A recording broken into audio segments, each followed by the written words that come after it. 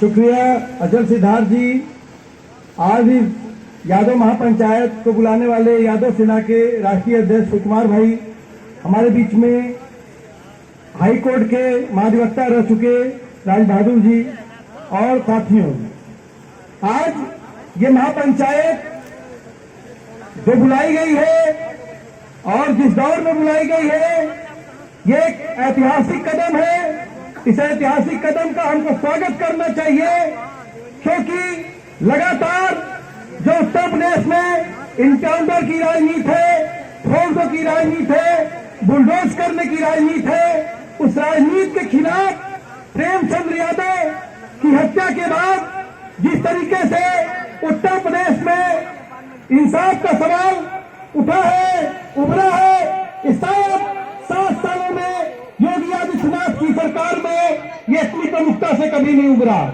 आपको मालूम होना चाहिए कि उत्तर प्रदेश में जो ये प्रेमचंद यादव की जब घटना होती है, हत्या होती है, और उसके बाद 4-5 और ब्राह्मण समाज के लोगों की हत्या होती है, और सत्यप्रकाश दुबे का बेटा क्या कहता है? देवेश ये कहता है कि उनका इनकाउंटर करिए, उनका घर बुलडोज करिए, ये हमारे साथ इंसाफ होगा। क्या इनकाउंटर करना, बुलडोज करना ही इंसाफ होता है? इन 7 सालों में योगी आदित्यनाथ की सरकार ने इंसाफ का मायने इनकाउंटर और बुलडोज करना कर दिया। आज उत्तर प्रदेश में 190 लोगों का इनकाउंटर हुआ है इन 7 सालों में। 5,990 लोगों के पैरों में गोलियां मारी गई हैं। ये आंकड़े अगर इनकी जातियों को आप देख लेंगे, इनको धर्मों को देख लेंगे, तो ये सभी के सभी दलित ओबीसी माइनॉरिटी के लोग हैं। और यही योगी आदित्यनाथ यही बोलते थे ना, एक के बदले 10 को मारो, यही बोलते थे ना, ठोक दो, यही बोलते थे ना, राम नाम सत्य, और यही बोलते थे फैसला ऑन द स्पॉट। ये योगी आदित्यनाथ जो आज देवरिया में हुआ है, चाहे प्रेमचंद यादव मारे गए, चाहे ब्राह्मण समाज के लोग मारे गए, ये योगी आदित्यनाथ की ठोक दो फैसला ऑन द स्पॉट की राजनीति का खेल है। और ये खेल यहीं तक नहीं रुकता है। ये चाहते थे कि उत्तर प्रदेश में जाति का संघर्ष हो जाए।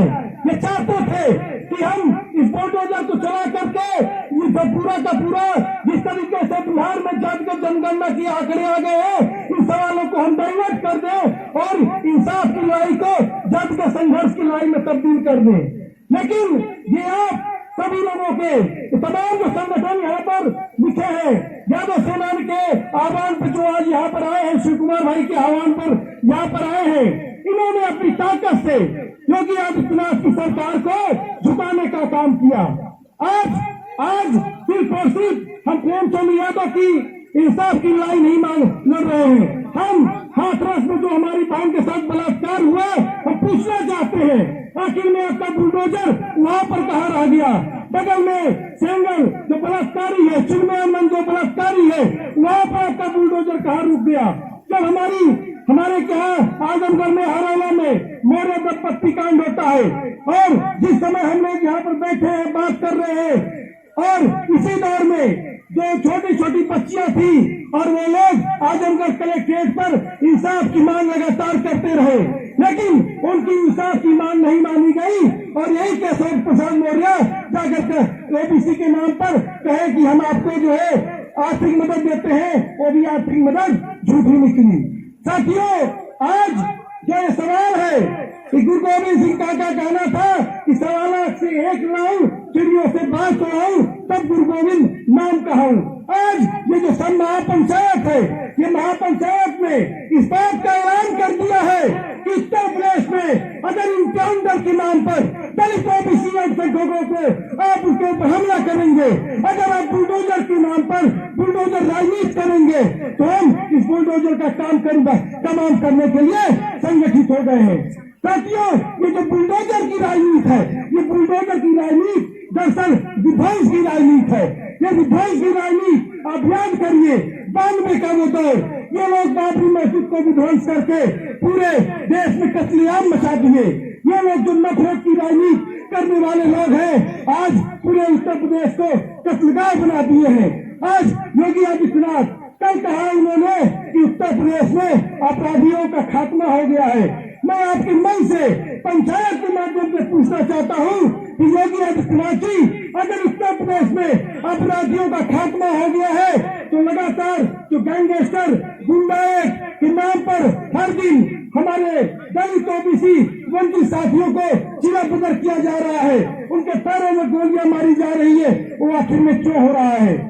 सवाल इस बात का है कि आज इस देश में तय करना होगा कि हम नफरत मोहब्बत किसके साथ खड़े हैं और हम लोग मोहब्बत के साथ खड़े हैं। नहीं तो आप बताइए, योगी आदित्यनाथ ने शपथ ली थी लेकिन वो जाते हैं किस तरीके से इसी लखनऊ में 2019 में, जब इस देश में नागरिकता कानून के नाम की आदित्यनाथ जाते हैं और कहते हैं कि किसी को बख्शा नहीं जाएगा और प्रेमचंद यादव के घर माफी कराने लगे। क्या यही इंसान का तगाजा था?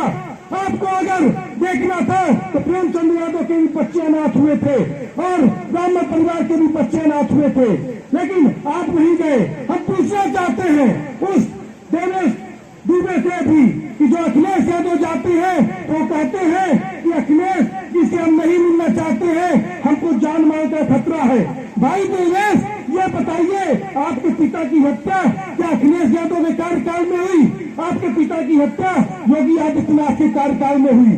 4 सालों में अगर तमाम शिकायतें किया होगा तो आपने योगी आदित्यनाथ से किया होगा, लेकिन आपको एक समाज का कोई नेता जाता है तो उसको नीचा दिखाने का प्रयास कर रहे थे। और दूसरी तरफ हम पूछना चाहते हैं, भाई देवेश, अगर सुरक्षा के नाम पर संलग्न त्रिपाठी और भाजपा के नेता आपको अपने घर में शरण लिए हैं तो योगी आदित्यनाथ जी, ये आपके लॉ एंड ऑर्डर का फॉलोअर है।